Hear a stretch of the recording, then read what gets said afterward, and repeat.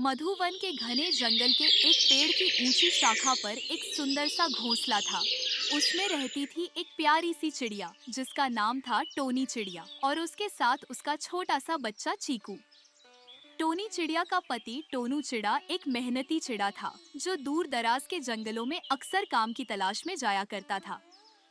टोनू चिड़ा आज पास के जंगलों में काम की तलाश में जाने की तैयारी कर रहा है। तभी टोनू चिड़ा टोनी चिड़िया से कहता है, टोनी, मुझे आज जंगल के दूसरे छोर पर काम की तलाश में जाना होगा। अभी बाहर बारिश भी नहीं हो रही है, तो मैं आज ही निकल जाता हूँ। मुझे कुछ दिन भी लग सकते हैं वापस आने में। तुम और चीकू अपना ख्याल रखना। किसी पर भी भरोसा मत करना। जंगल में आजकल चालाक शिकारी बहुत घूम रहे हैं। कुछ दिन पहले ही पास के गांव में एक शिकारी किसी के घर में घुस गया था। तुम चिंता मत करो, हम यहाँ बिल्कुल ठीक रहेंगे और हमारा बच्चा वो तो मेरे पंखों में भी सुरक्षित है। लेकिन तुम जल्दी लौट आना। पहले भी तुमने काफी दिन लगा दिए थे लौट कर आने में। हमें तुम्हारे बिना यहाँ बिल्कुल भी अच्छा नहीं लगता है। जरूर, इस बार मैं बहुत जल्दी लौटूंगा। टोनी चिड़िया, सच में तुम बहुत बहादुर हो। मधुवन के जंगल में बिजली की चमक के साथ तेज बारिश शुरू हो चुकी थी। एक भीगा हुआ, कांपता और थका सा कौवा बारिश में इधर उधर भटक रहा है। तभी वह कौवा टोनी चिड़िया के घोंसले में आकर रुकता है और टोनी चिड़िया से कहता है, बहन चिड़िया, ओ प्यारी बहन, मेरी तो किस्मत ही फूट गई। इस बारिश ने तो मेरा पूरा घोंसला ही उजाड़ कर रख दिया। मेरे पास अब न कोई छत है न कोई सहारा। हे भगवान, तुम ठीक तो हो कौवे भैया? तुम्हारा घोंसला कहाँ था और तुम्हारे बच्चे, तुम्हारी पत्नी, ये सब कहाँ है? मेरा घोंसला था तो पास के ही आम के पेड़ पर अब कुछ नहीं बचा। बारिश और तूफान में सब बह गया। मेरी पत्नी, मेरे बच्चे, सब कुछ मेरा अब इस दुनिया में कोई नहीं है। मैं बस एक रात की शरण मांगता हूं बहन। कोई भी छाया मिल जाए तो चैन से एक रात निकाल लूं। सुबह होते ही मैं जल्दी से यहाँ से चला जाऊंगा। टोनी चिड़िया थोड़ी सोच विचार कर कहती है, ठीक है, आज की रात तुम यहीं रुक जाओ। मेरा पति बाहर गया है और थोड़ी जगह तो है ही, लेकिन बस एक रात। सुबह होते ही तुम्हें जाना होगा। तुम तो साक्षात देवी हो। मैं ये एहसान कभी नहीं भूलूंगा बहन। कौवा अब घोंसले में चिड़िया और चीकू के साथ रात बिताने के लिए रुक गया। लेकिन कौवे की नजर हर पल टोनी चिड़िया के बेटे चीकू पर ही थी। रात गहरी और भारी है। आसमान पर बादल छाए हैं, लेकिन चांद की हल्की रोशनी घोंसले तक पहुंच रही है। जंगल की हर आवाज थम चुकी है। पत्तियों की सरसराहट भी ठहर सी गई है। घोंसले में टोनी चिड़िया और उसका बेटा चीकू सो रहा है। अचानक कौवा, जो एक कोने में बैठा हुआ था, धीरे धीरे अपने पंजों के बल आगे खिसकता है और कौवा मन ही मन अपने आप से कहता है, इतना प्यारा बच्चा, नन्हा, मासूम और मोटा ताजा भी। बस एक बार चोंच लगाऊं तो 7 दिन का इंतजाम हो जाए। लेकिन नहीं, अभी नहीं। चिड़िया माँ अब भी जागी है, लगता है। मुझे इंतजार करना होगा। थोड़ा और धैर्य, फिर तो मेरे मजे ही मजे। वह थोड़ी देर वहीं चुपचाप बैठा रहता है। फिर टोनी चिड़िया की सांसों की आवाज को सुनकर समझ जाता है कि वो गहरी नींद में जा चुकी है। यह समय अब ठीक है।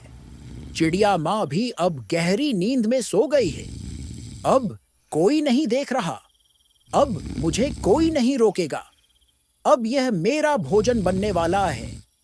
आज की रात तो मुझे मजा ही आने वाला है और इसे खाकर मैं तुरंत यहाँ से चला जाऊंगा और चिड़िया माँ को भी पता नहीं चलेगा। जैसे ही कौवा चीकू की ओर बढ़ता है, चीकू डर के मारे नींद से चौंक कर जाग जाता है।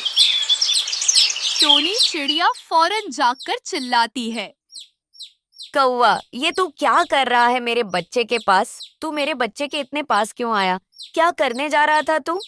नहीं बहन, मैं तो बस देख रहा था कि कहीं बच्चा ठंड से कांप तो नहीं रहा। मुझे चिंता हो रही थी। झूठ! तेरी नियत तेरे चेहरे पर लिखी है। अब मुझे समझ आ गया, तू लाचार नहीं, एक भूखा शिकारी है। निकल जा यहाँ से और आज के बाद कभी हमारे घोंसले की ओर मुंह मत करना, वरना तू खुद जानता है कि एक माँ अपने बच्चे के लिए क्या कर सकती है। कौवा चुपचाप चला जाता है। उसकी आंखों में अपमान, गुस्सा और भूख है। कौवा उड़ते हुए मन में अपने आप से कहता है, तो तुझे मुझ पर शक हो ही गया। ठीक है चिड़िया, जो बच्चा आज बच गया वो कल मेरा होगा। मैं लौटूंगा, जरूर लौटूंगा। कौवा अंधेरे में गायब हो जाता है। टोनी चिड़िया लंबे समय तक जागती रहती है। उसकी आंखें अब नींद से नहीं, डर से भरी है। कल की भयानक रात के बाद अगली सुबह की पहली किरणें पत्तों को छू रही है। दूर कहीं कोयल की धीमी आवाज सुनाई देती है, लेकिन उस छोटी सी डाल पर बना एक घोंसला अब भी किसी तूफान के बाद की शांति में डूबा है। घोंसले में टोनी चिड़िया अपने बच्चे चीकू के साथ बैठी है।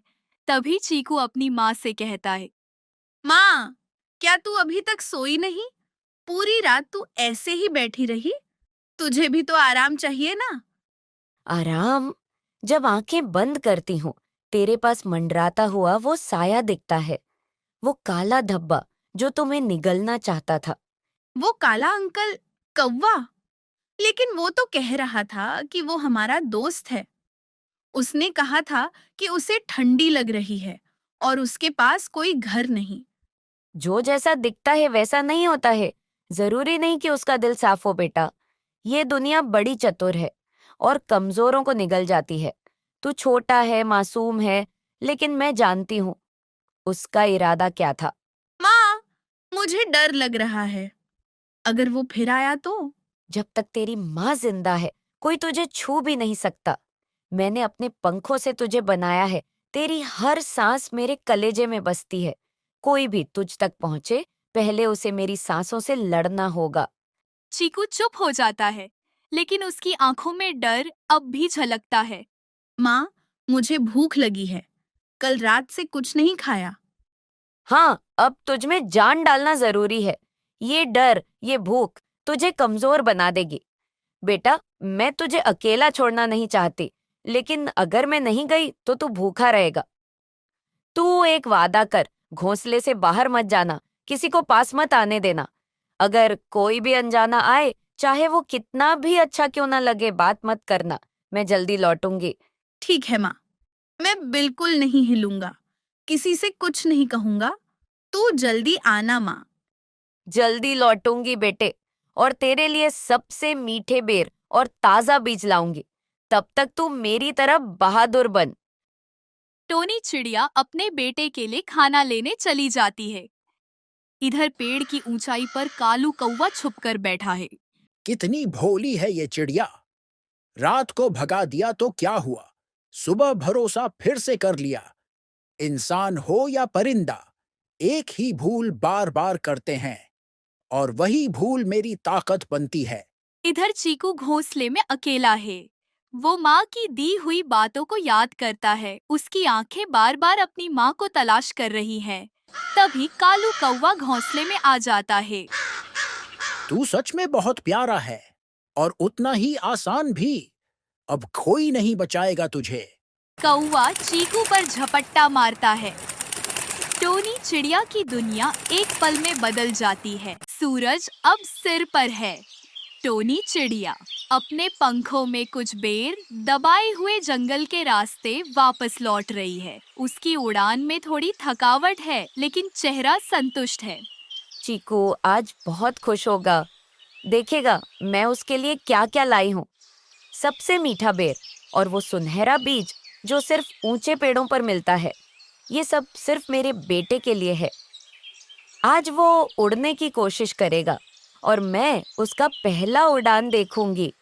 दुनिया में इससे खूबसूरत कुछ नहीं। टोनी चिड़िया जैसे ही घर आती है तो देखती है घोंसला आधा टूटा हुआ है।